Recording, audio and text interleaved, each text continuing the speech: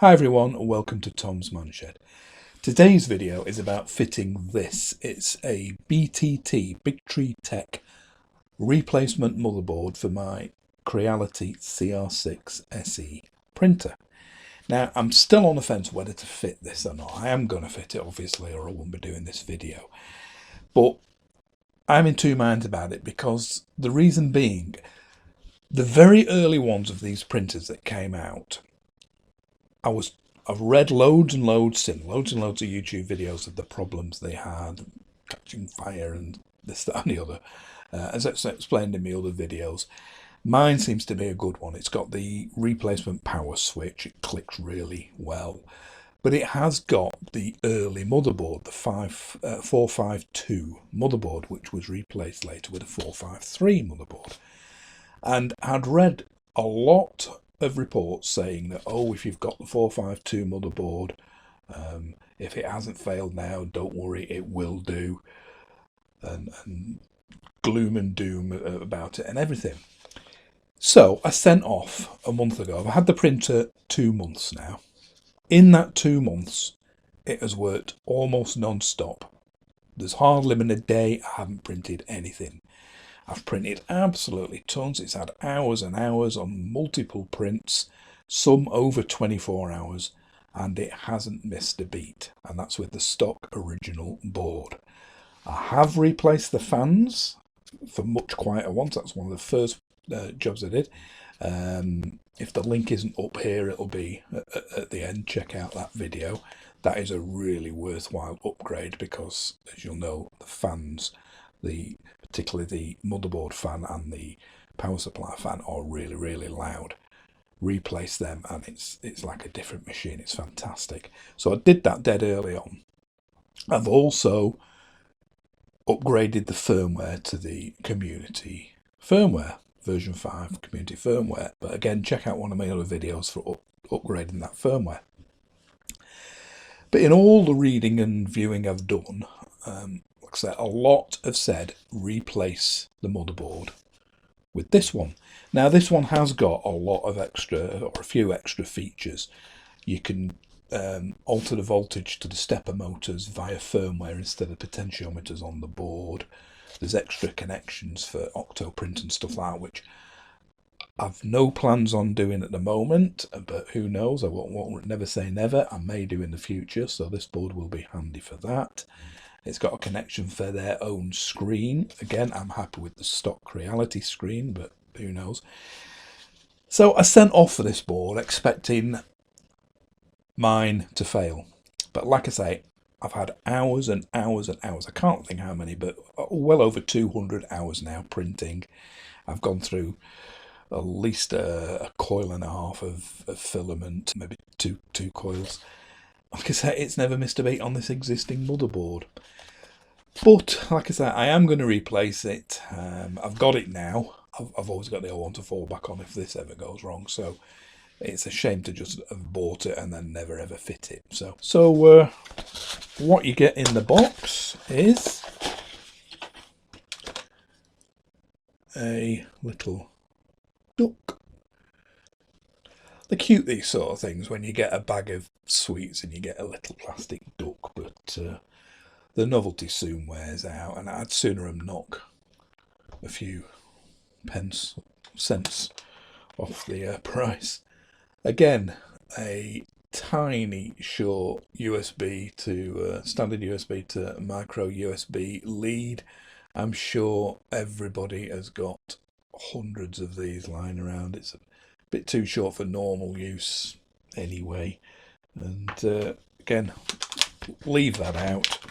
Just include the motherboard and maybe a set of instructions, BigTreeTech as well, instead of having to go onto your website or whatever. Just a quick exploded diagram of what all the connections are would be nice. But that is it: the plastic duck, the USB lead, the motherboard,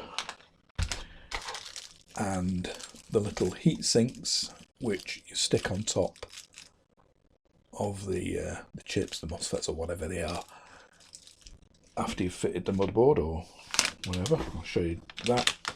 And also inside here is a little bag of jumpers. There's plenty of 2-pin things in here to fit these jumpers on should you need them. Again, I'm not sure what they're for now, but I have read that at this stage you don't need them. It's only when doing other stuff, using it with other things or whatever. So basically that's it. You just get the motherboard and the heat sinks, and then 2 other useless items really. So yeah, that's it. Let's go into the fitting of it and see them swapped over now, and then I'll show you upgrading the firmware.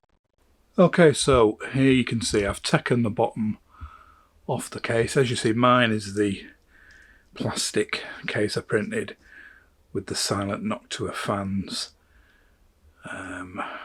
As I mentioned at the intro, check out my other video for replacing the noisy ones with them. But here is the original stock motherboard.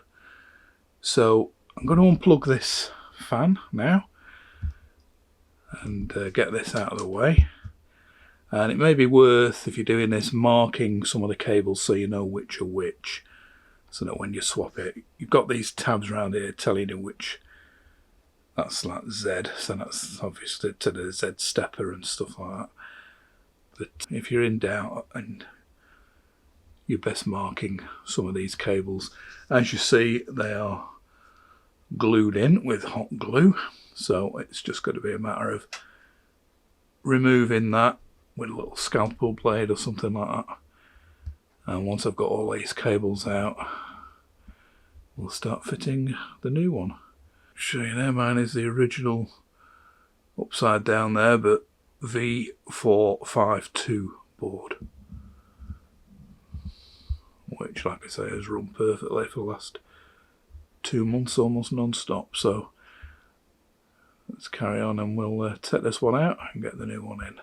Okay, so I've got this cable out here, and I just marked it with a bit of black marker, and the same, I've put a bit of black marker here to tell me that's the one it goes into, the end one, and the same here on this one, just a bit of black marker on there, and the very end one on there. You can't really go wrong if you can't look at the diagrams. But so that's the screw terminals holding. The 2 on the left are the live and neutral to the bed, and the ones here on the right are the power, the 24 volts into the motherboard from the power supply. Now we'll take them out, and if they are tinned, which we shall shortly see, I will be cutting them off and putting ferrules on them. Let's have a look at that now.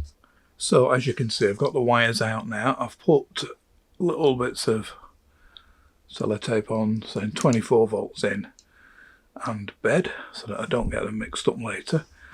And as you can see, they are tinned at the end. So I'm going to snip these off. Just use the snips that come with it if you've nothing else. And then I'll strip them back with me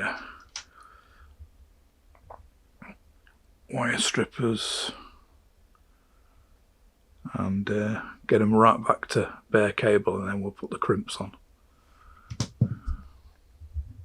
So as you can see, I've snipped the solder off now. We're down to the bare stranded wires, and as you can see, the bed one, the one that 2 to the bed, are a bigger core, are a bit heftier than the 24 volt ones in. But like I said, the consensus of opinion is that they shouldn't really be tinned, because once it's tinned, i.e. soldered, the tip of them, that solder can heat and expand as the thing gets hotter and cooler, and eventually start loosening these screws. And once it's not a really firm grip, it can start arcing, and that's what's causing problems, what can cause problems. So we're going to put crimps on, which are a proper way of doing it, and we'll get them crimps on now and get them ready for the new motherboard. So we've got the crimp kit ready. check out my other video, again either in the link above at the end or in the description below, on this ferrule crimping kit. As you can see, we've got 2 on already. It's crimped on, this one and this one, and we've got on here as well. I found these blue ones were the best fit for both cables, even though these are slightly thicker cable, these 2 here, than them. The blue size ferrule was the correct size. They go right down from little tiny ones there, right up to big thick ones. You get all them in the kit. And it tells you what size are which on this card.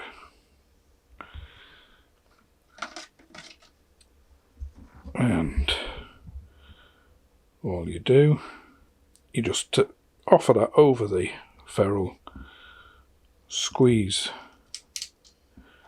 the handles, and it crimps it down, as you can see, and it makes a perfectly square shape. But like I said, check out my other video for full description of that. So we'll get this last one crimped on and carry on. So you can see here where they've hot glued these ribbon cables in as well. So you're going to have to cut this hot glue off with a sharp blade like this, obviously being careful not to cut through the ribbon cables themselves.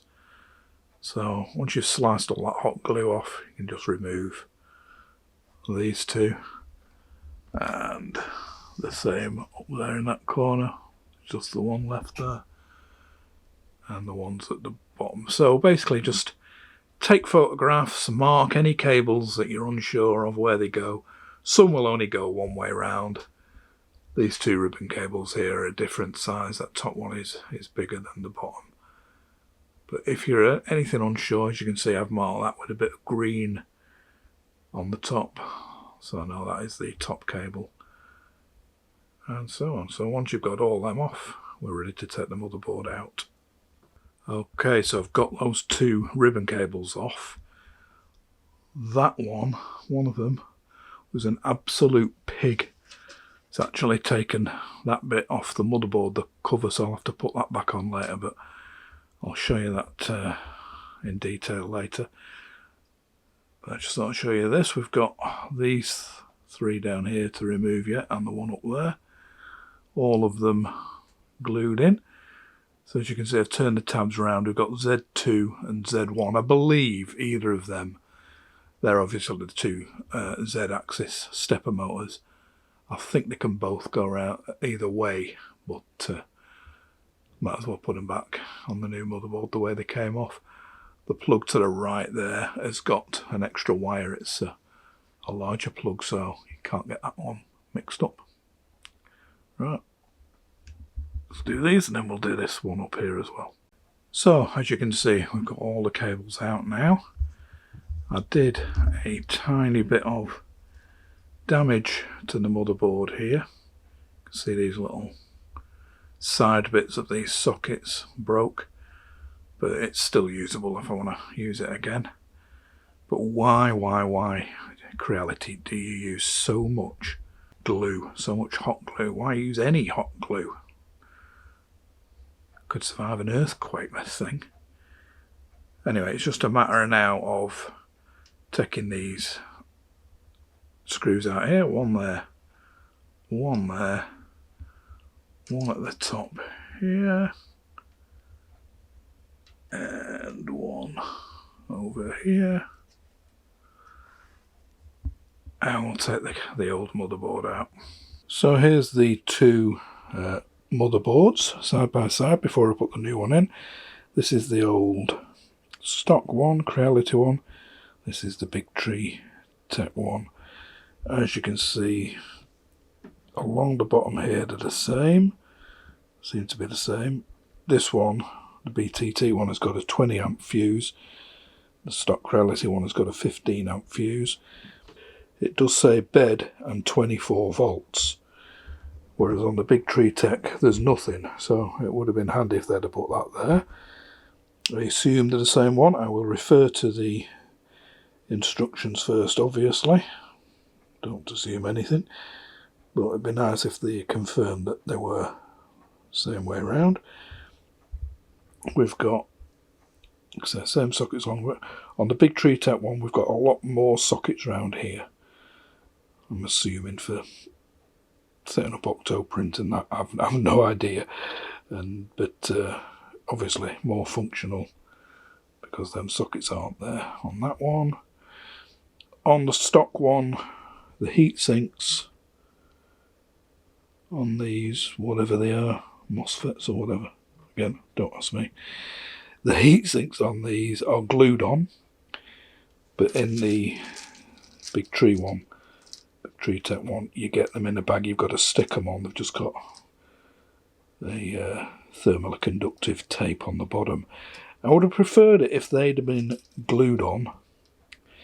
BigTreeTech, you know, whether they, I don't know how good that adhesive is, and the motherboard is sat upside down, so you know, just held on with a bit of double-sided tape doesn't instill confidence as much as being properly glued on to begin with. Why you can't just glue them on, why we have to stick them on, I don't know. But there's the two circuit boards, the same. So at the top we've got the same sockets there. As you can see, mine is the early 452 board there. But it's been absolutely no problem at all. So we'll get them cables crimped and get the new motherboard in place. And one more difference is on here. Again, it's a bit hard to see because they are very, very small. But on the old motherboard, these things here, like screw heads, are potentiometers to alter the voltage to the stepper motors. And on the new motherboard, they're not there because you alter the voltage to the steppers via the firmware. So that's one improvement. You don't have to gain access to the motherboard to alter any of them settings. So I know there's no need for this. It didn't have it on before, but I've put Kapton tape on the bottom because the motherboard, it's on standoff, so it's clear, but just to be double sure, nothing underneath ever shorts out. I've put a lot of Kapton tape there as well, so I'll get it screwed in now. Okay, you can't go wrong on the rest of the cables because there's just these three that are still tied together with the clip. And you've got your Z2 and your Z1. Like I say, it doesn't matter which way round. From what I've read, these go. These are for your two Z-axis stepper motors, and they're both fed from the same driver, so it doesn't matter which way round. But I've connected it the way it came off, Z2, Z1, and then you've got this plug here. Then you've got your screen plug up here. These ones here are for the BigTreeTech screen. If you decide to fit, they do a separate screen, a bigger screen. They'll plug in there. But if you're still using the stock Creality screen, like I am, that plugs in where it was before. This one here is the optical sensor for the gantry as it comes down. On this board you won't get the red light coming on. The sensor itself still works, the switch, but there is no, I believe there's no red light illuminates, which is a bit of a downside. Would have been nice to have visual confirmation that it's getting power, but no, evidently there's no red light on it anymore, but the switch itself still works. So that plugs in this extreme end one here, and this one here, the other extreme end, so it's the one nearest to the screw terminal block, is the thermistor for the extruder heater. So just to run through it one more time, this 2-pin one in the extreme one here, right of that block, right up against the screw terminal block. The gantry sensor at the total opposite end, that's the 3-pin one there. Your screen one goes in here. Your 2 Z-axis steppers here. Well, this one, which I'm not sure what it is, here is the only one it will go in. And your 2 ribbon cables, which again are both different. So again, on this I have put a tiny bit of hot glue, not gluing it into its socket, but it's just to protect the top of the wires. I sort of nicked them slightly with the scalpel, taken it out. None of the wires are touching, but I may have just caught a bit of the insulation. It was hard to tell, so there's definitely no shorts between them. I looked at that, but I've put a bit of hot glue over the top just to protect them. And that's it. They're all solidly in, all on proper ferrules. So we've just got the fan to plug in, and that plugs in next to this one here. So the middle of the 3 2-pin plugs. So that's the fan plugged in. It's now just a matter of screwing the case back on. So your case will be slightly different, and then we'll update the firmware. So we've got the motherboard in now, the fan's plugged in, everything is, and the final thing to do now is fit these little heat sinks. Let's stick them on now. So that's the 4 heat sinks on now. I'll let you into a little secret. I did forget to put them on. I put it all back together and then realised I hadn't put them on when I saw them in the bag. So double check before you screw it all back together that you've stuck them on. Like I say, I would have preferred them to be stuck on at the factory. How good that double-sided tape is going to be with them hung upside down, I don't know. They don't weigh hardly anything, so I'm hoping that tape will stay stuck. But we'll put the cover back on now and get it all screwed together and do the firmware update. Okay, so you may notice a bit of difference. Longer hair, different shirt than at the beginning of the video, and I've even got myself some new glasses that aren't taped up in the middle like the old ones. And that's because we're a month later now from filming all that bit you've just seen. The reason being, I wanted to give it a really good try out first to make sure it was all running stable and everything. And it has been. There hasn't been any glitches. It's been running great. So the reason I'm ending this one here is during editing, it was getting very, very long. I've already filmed all the downloading the Community 6 firmware and putting it on the card and installing it and showing you the difference on the printer and everything. Like I say, I've been running the Community 6 firmware for a while in beta version and the full release version, and it's been great. And I was going to tag that on after the install of the board on this video, but I realized it was getting extremely long, even by my standards of my videos, which do go on a bit, I know, and it was getting well over an hour. So I'm going to split this into 2 totally separate videos. So we're going to finish this one here at just the install of the board, the physical install, and like I said, we're going to leave the firmware upgrade to Community 6 for the next one, and that should be up very, very soon after this, so keep an eye out for that. I hope this has been of some use if you're thinking of doing the same thing. Keep an eye out for that part 2 and all my other upcoming videos on anything that takes me fancy that I want to do a review on. So if you do want to subscribe, and please do, click the shed, picture of the shed here, and I hope to see you for the next one very, very soon. Thanks for watching. Bye for now.